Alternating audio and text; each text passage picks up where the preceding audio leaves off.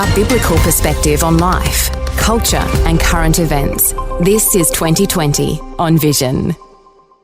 Well, there's a significant phenomenon that we can see happening around the world.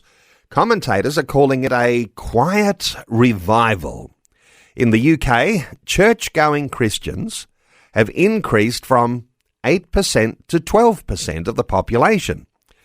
In numbers, that means a huge increase, from 3.7 million to 5.8 million people. So what does it mean in Australia, where numbers have been growing too? Is there a quiet revival happening here too?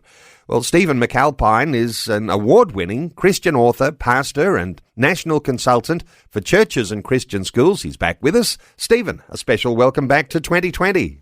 Good to be with you, Neil. Thank you. Hey, Stephen, extensive research showing that this is something very, very significant. Is this any big surprise to you that there are things like this happen in the history of the world? There's context for all sorts of things. Is this a big surprise? Well, yes and no. That sounds like I'm hedging my bets, right? No, in the sense that I didn't anticipate things happening so quickly. I wrote a book about being the bad guys, and I thought perhaps that trend against and away from Christianity would continue. Stephen, our link just a little bit jumpy in there, but yes, it's a big surprise, and it's not a big surprise. Some are saying that this has been happening since the COVID-19 pandemic, and the uncertainty that came with the pandemic and what has eventuated in post-pandemic times. Do you think that uncertainty somehow rather leads people to consciously or subconsciously question what's going on and what's their purpose? Well, it's interesting that at the time of the pandemic, I labelled it a mini-apocalypse. Using the term apocalypse in its technical setting, it reveals things about us. And I think that's probably critical to understanding that the pandemic revealed something hollow at the centre of Western culture in particular, that we didn't have a lot of meaning and purpose outside of white goods and trips away and the way we do relationships. And I think that raised some big questions about meaning and purpose in life generally, that has started to see a re-interest and a reorientation, not just towards Christianity, but it has been towards spirituality in general, but there is a particular Christian framework to it at the moment as well. All right, and it's affecting a younger generation and especially the young men. How significant is this, that it's younger people who are responding to this awakening? Very significant in the sense that people thought that Christianity would die out with the generations. But the two generations most hostile in the West, especially in Australia, are my generation, the X generation, and the baby boomers, because they remember it. They remember sitting in church in itchy pants and having to hear a bad sermon and being bored, or being seeing a bad leader or someone, or reading something in the paper about a terrible abuse. But younger generations are curious because they have no framework about Christianity, and many of them are coming to it fresh with zero understanding. And in one sense, it's quite rebellious for a young person, particularly in an age when young people are being told, this is your identity, or you do this or that, or young men are toxic all the time. And especially young men are going, well, what framework should I live by? I think those are the sort of things that are happening among younger people in particular. Now, this is extensive research, and I think done by the Bible Society in the UK. And, you know, you might wonder, is this just about people turning up at church because of a curiosity? But there's some elements to this research that suggests that there's actually an increase, an uptake in reading of the Bible. How do you think these go hand in hand?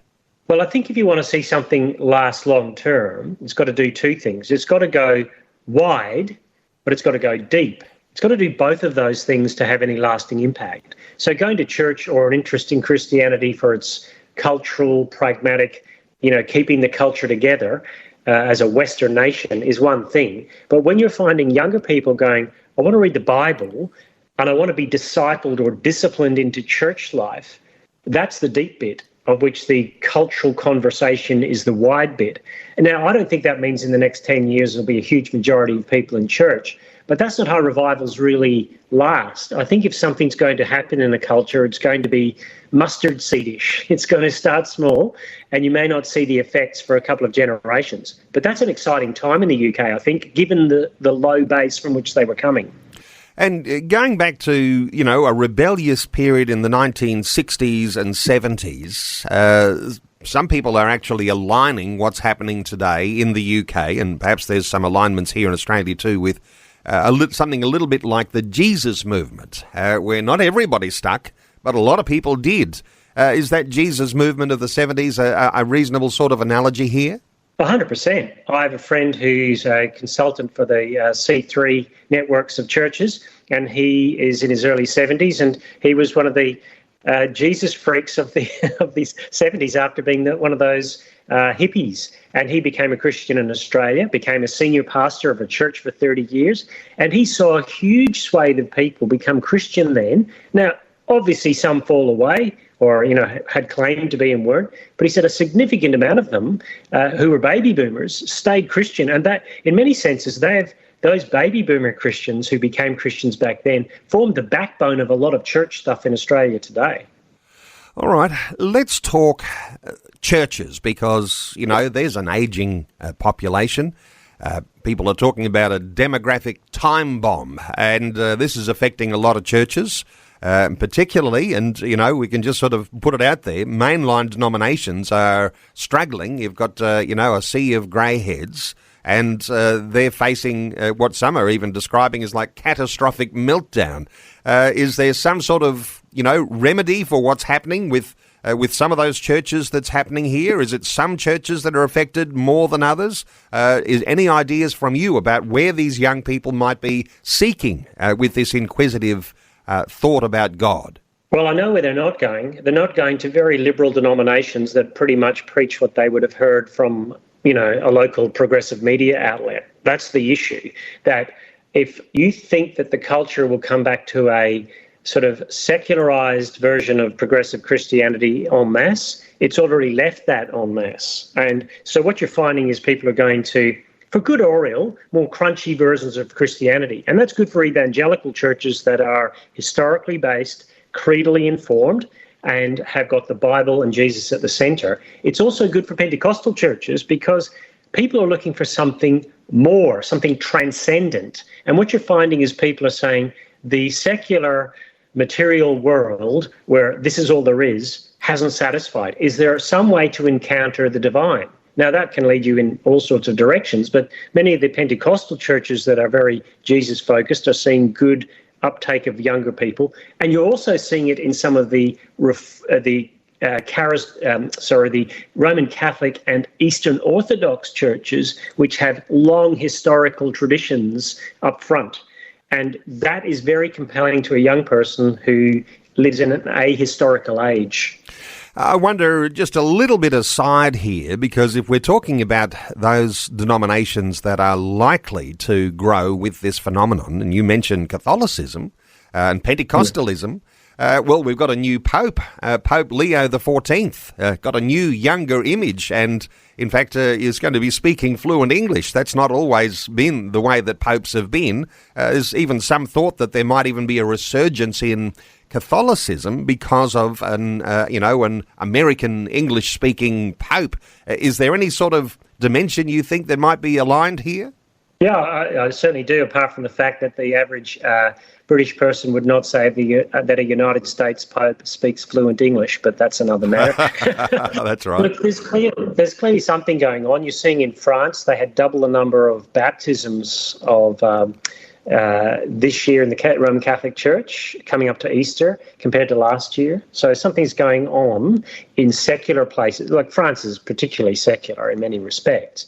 But what I thought was anecdotal at the start, hearing stories of churches in Australia, friends of mine, or Christian unions at universities saying an uptake in interest, the stats in the British document from the British Bible Society in the UK, Quiet Revival, and then the McCrindle material in Australia, which data's a little bit older, but same trend, is that it's actually more than anecdotal. They're starting to map the data that this is happening. All right, let's get a little bit of a focus on what's going on in Australia, because it's all very well talking about the UK, but as you say, the McCrindle people, they've been attending to this, they're monitoring this along, and there is now data that's going to be added to data, the research is going to get stronger and stronger. They're saying in Australia there's increase in churches as well, people attending church, even up from 15% of people who'd attend church, say, once a month. That number's increasing to 20%, 1 in 5. That's pretty astounding, isn't it? Well, you've got to take the little things as evidence that the temperature is starting to rise. I think that's what you want to say. And as you look at the data from the post-lockdown period, McCrindle, in fact, says that the warmth towards Christianity has remained steady or just increased, but people open to changing their religious views has gone up 2.5-fold in those years. So that tells you that something is shifting. And I would say that all of these warming trends are gospel climate change issues. Things are warming up for the gospel. Now, a few years ago, I would have said things are warming up against the gospel, but both things can be true. It's like the old El Paso taco ad, soft shell or hard shell tacos. Why can't it be both? Why can't it be hostile at one level and very open at another level? I think that's where we're at, and that's a very interesting place to be. You know, a few years ago, we were concerned as Christian leaders or commentators that people were identifying with none on the census, and we called it the rise of the nuns. People are saying, no religion, please. You know, we're Australians. But that's changing too, because the latest census had a whole big change that went there when everyone who had signed none on the earlier census, lots of them had decided to change back and identify with Christianity. That in itself is, I guess, is a factor that needs to be considered. Yeah, look, I think the official government census will be 2026. So the data coming out of that will be interesting, given that the data over the last two had a significant drop. But other data coming from other, research reports, which will probably show that in 2026, I think you'll find a reversal of the 1.8 million people over the last two census, or censi, whatever you call a double census, that I think you'll find that will have either slowed, held steady, or changed. But the other important thing is that no religion in the two last census data were nominal Christians. The rate of attendance at church stayed pretty steady in most of the sort of well-performing evangelical and Roman Catholic churches of the last 10 years. So you've got census data, then you've got the National Church Life Survey, which is an extensive survey of churches, and then you've got fabulous organisations like McCrindle's doing their research, and all of this added together. So it's not just one voice in the wilderness crying out, hey, things are looking brighter. This is where the evidence is really pointing. Hey, just come back to young people for a moment, because in the UK, their research has showed that young people are saying that they are more spiritual, and I guess you've got to dig a little bit deeper to find out what that means, but can we assume that that sort of more spiritual thing is going to be something similar here in Australia? Yeah, I do. I think Australia's always last to get every trend, but it'll get there, right? It's in the West. What I think you're finding is that people are open to having the conversation, and in one sense, when Christianity came to a place in the ancient world, it dealt with the superstitions that were in the world as well. So what you're finding with young people today is they might be very modern and they've all got an iPhone and they've all got a job in a high-tech company, but they're all going to tarot readings and psychic readings on the weekend. So you get a rise in superstition again. And so what you're looking for is there a place for a conversation with someone about Christianity who already has a spirit, doesn't quite know what it all means? And I think the job of Christians is to give some framework to what it means to be a spiritual person in the 21st century in the West.